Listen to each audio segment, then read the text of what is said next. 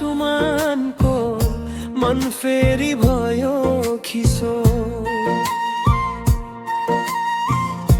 कामको भारी भारी बोल्नलाई कोही छैन, दाजुभाइ टाढा साथी भाइ पनि यतै छैन।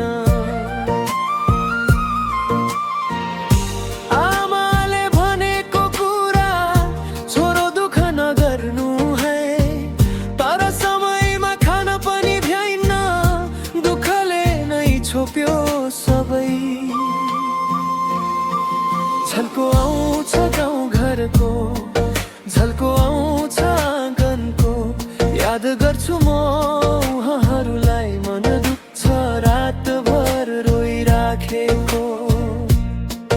परदेश आएपछि थाहा भयो कसरी तुहिन्छ सपनाहरू, तर काम छोड्दिन म घर सम्झेर बगाइरहन्छु पसिना धाराहरू।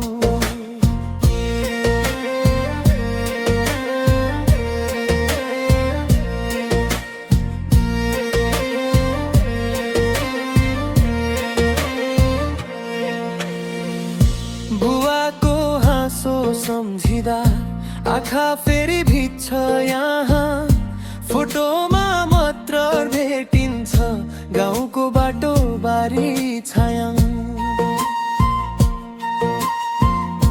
यता त चिसो मुटु मात्रै, पैसाको मात्र बोलबाला, मायाले बोलाउने मान्छे छैन, भित्ताले मात्र सुन्छ पसिनाको करार। झल्को आउँछ घरको भन्सा, आमाले पकाएको भात, झल्को आउँछ हँसाउँथी त्यो कटेरी बाटो हिँड्दै गएर साथ। यो परदेश जति भए पनि भित्रको गाउँ मर्दैन, घरको न्यानो सम्झेर आज पनि मुटु भित्रै बल्छु छैन।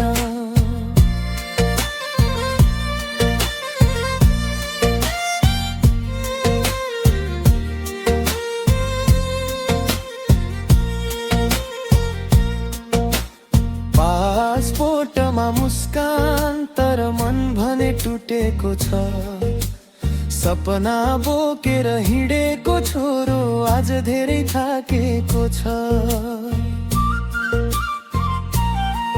झल्को आउँ